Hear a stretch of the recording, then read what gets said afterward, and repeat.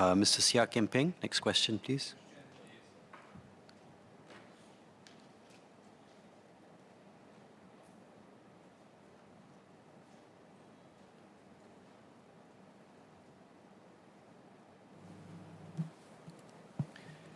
Mr. Deputy Speaker, may I have your permission to answer PQs 38 to 47 on today's order paper, please?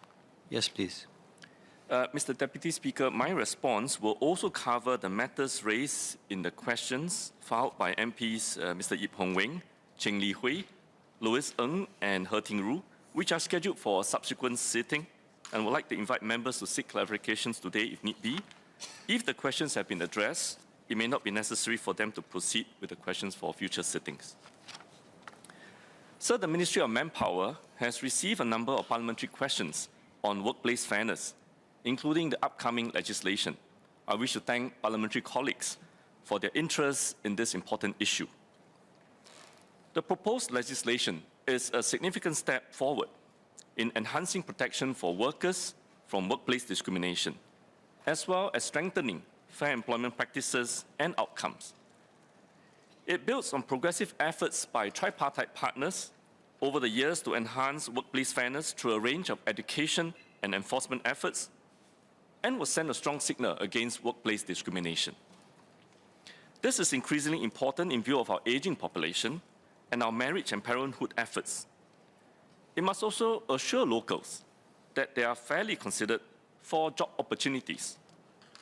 Employers will benefit from a more productive and engaged workforce, be better able to attract and retain talent, and can continue to access a complementary foreign workforce, contributing to stronger business outcomes.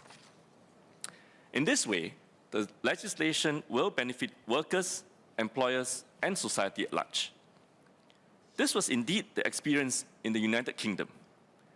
In a study trip led by myself and our tripartite partners, we learned that the UK's Equality Act has had a positive impact on the workplace, and workers look to join organizations that operate fairly and treat all workers with respect. It is clearly in the interest of both employers and employees to create more trusting and harmonious workplaces by taking a strong stand against discrimination. Thus, strengthening our framework for workplace fairness through legislation is the right thing to do, but it should be done with an eye on maintaining a workplace culture that is harmonious and not litigious. The steps have to be precise and clear, leaving little scope for subjective interpretation. This has always been one of the key objectives of the Tripartite Committee on Workplace Fairness as we formulated our recommendations. This is why we have tried to scope the recommendations more tightly and to the more common and familiar forms of discrimination in the first instance. We believe it's better to take a measured first step. Let our stakeholders adjust to the new rules before reviewing if more needs to be done. To Mr. Sia Kempeng's question, over the years, the number of workplace discrimination complaints has in fact fallen. But the Tripartite Alliance for Fair Employment Practices, or TAFEP, and MOM still received about 315 complaints of discrimination a year over the last 5 years. The most common types of discrimination complaints received were on nationality, age, sex, race, and language. The committee has proposed that legislation provide protection against the common and familiar forms of workplace discrimination, including these characteristics I just mentioned. The legislation will work in tandem with the existing Tripartite Guidelines on Fair Employment Practice, or TGFEP, to cover all forms of workplace discrimination. I'm heartened that Ms. Rachel Ong, Mr. Patrick Tay, Mr. Edward Chia, and Mr. Sharat Taha, Mr. Yip Hong Weng, and Ms. Cheng Li Hui shared the committee's concern over the potential impact of legislation on the workplace culture. Indeed, workplace harmony is an invaluable hallmark on Singapore's employment landscape and needs to be protected too.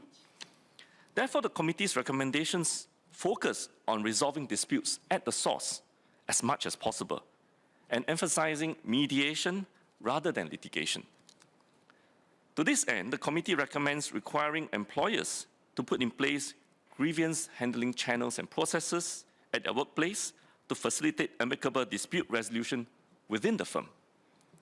Now, if that fails, mediation at the Tripartite Alliance for Dispute Management, or TADM, will be the next step, with a focus on educating employers on fair employment practices and mending the relationship between employer and employee where possible. Adjudication at the Employment Claims Tribunal, the ECT, is a last resort. To ensure that employees who experience discrimination feel assured to come forward to report it, there will also be protection against retaliation for making a complaint of discrimination.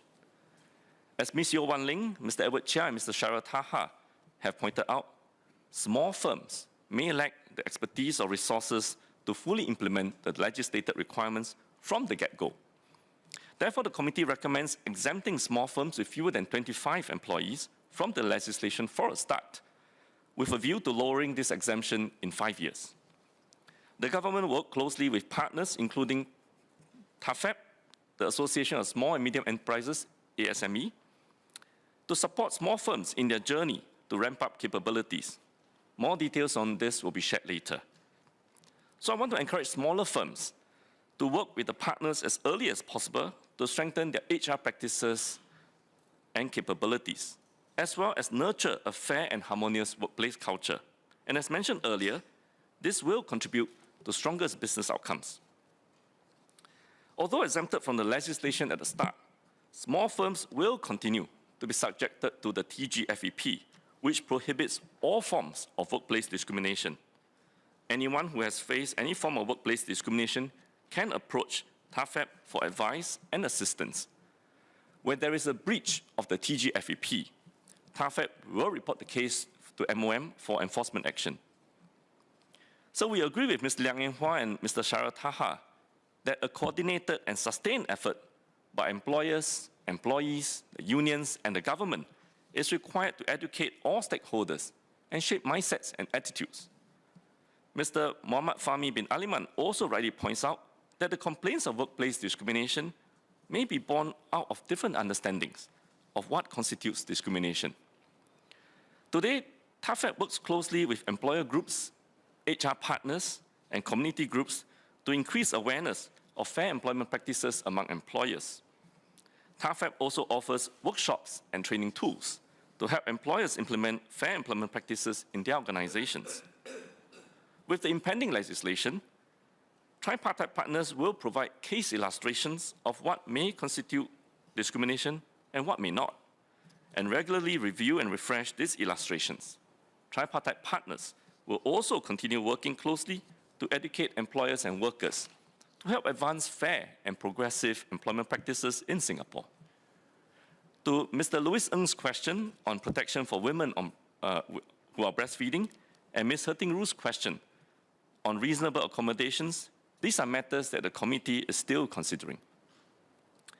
To Mr. Patrick Tay's and Mr. Shara Taha's questions on the timeline, the committee targets to complete its deliberations and release its final recommendations in the later part of this year. Thereafter, the drafting of the legislation will commence, and we aim for that to be ready in the second half of 2024. Mr. Speaker, rooting out discrimination is a whole society effort. It requires knowledge, understanding, and ownership by employers and the support from employees. The workplace fairness legislation will significantly strengthen our stand against discrimination while maintaining a workplace culture that is harmonious and not litigious. Mr. Louis Ng.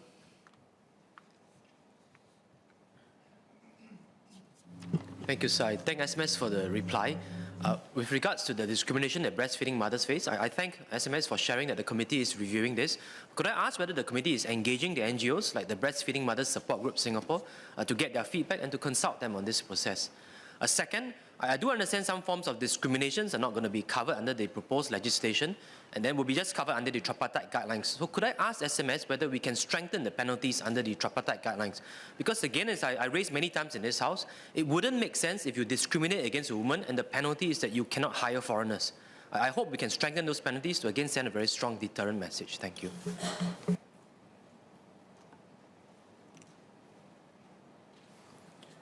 So I thank the member for his suggestion on engaging widely some of the other stakeholders. We will get the committee to look at this and engage as widely as we can. On the second question of whether we can strengthen penalties under the guidelines, let me just say that when the protected characteristics of sex will be included in the new legislation, it will look into how we can protect maybe women who are pregnant as well as perhaps in the postpartum period as well. Whether the specific issue of breastfeeding ought to be one of the sub-characteristics, for example, within the sex category, that's something that the committee will deliberate on. But I think we need to look at how we can also educate employers to ensure there's a more conducive workplace. They will cater to all the diverse needs of their workers as well. Currently, the penalties that will be included in the legislation will be graded towards how the level of egregiousness of that particular offence in discrimination. And I think when the legislation is tabled for discussion in Parliament, it will be clearer what levels of penalty may be effected. Mr. Patrick Tay.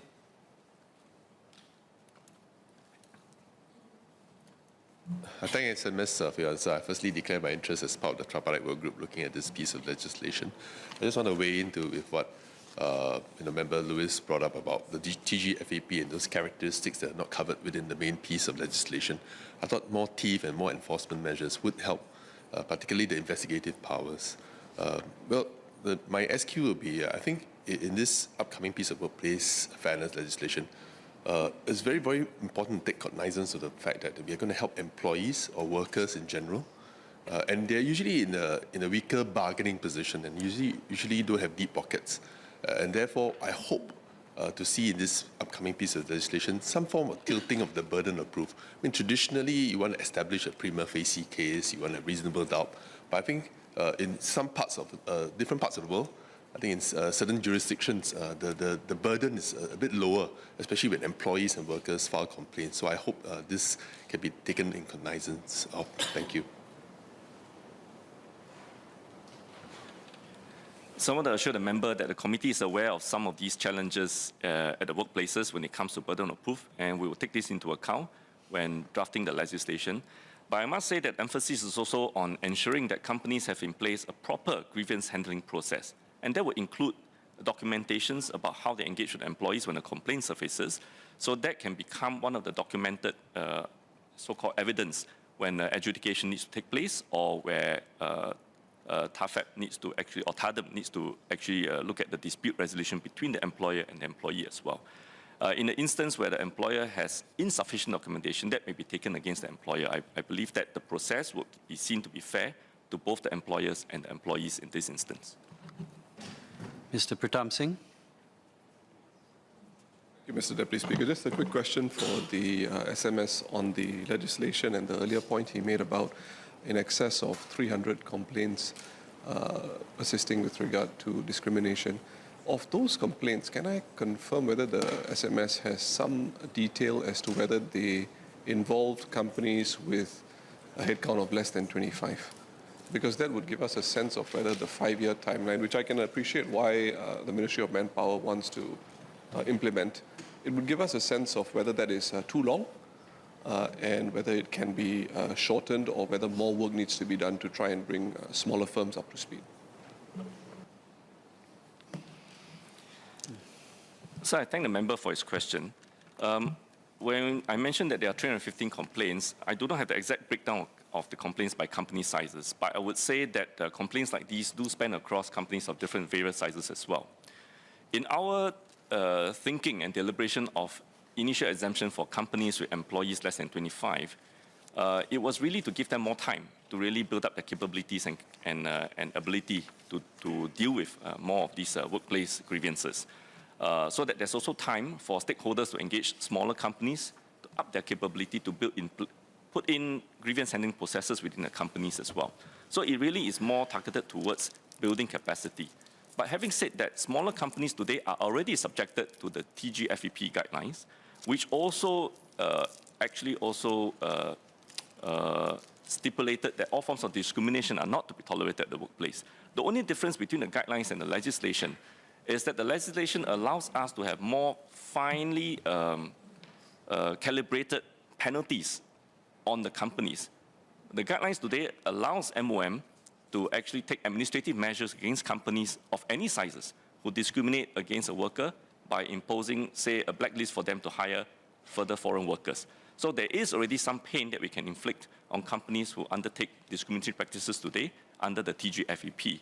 But obviously, that is a very blunt approach, and certain companies may find that such a forbidding of hiring foreign workers over a case of infringement against one hiring of a Singaporean may become too overly excessive and impede the company's ability to function properly, thereby impacting the wider business operations that will impact a larger workforce within the company as well.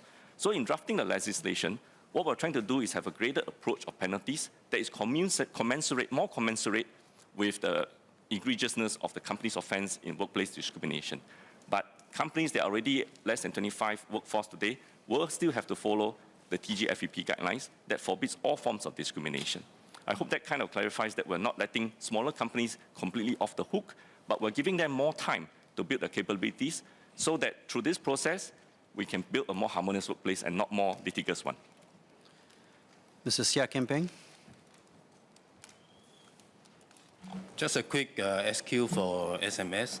First, I must say I'm surprised but happy that the number of cases have gone down. Having said that, I think we need to also pay attention to the number of unreported cases. I mean, personally, I'm sure we have heard of many of our residents who come to us for these cases. In firming up the framework that's coming up, I would like to suggest to SMS that we make it easy for people who feel aggrieved to report such cases. So I hope that as the ministry firms up this, let's make it easy for people to file such complaints. Thank you. So I thank the member for his observation that indeed there may be cases who are hesitant to step forward and report any form of discrimination they experience. One of the things we want to prevent and encourage people who face discrimination to actually come forward to report is to make sure that when they do report a case of discrimination, whether as a victim or as a fellow worker who witnessed any form of discrimination, is to make sure that in the legislation we put in place safeguards against retaliation from these people who raise, from these employees or workers who raise issues of discrimination.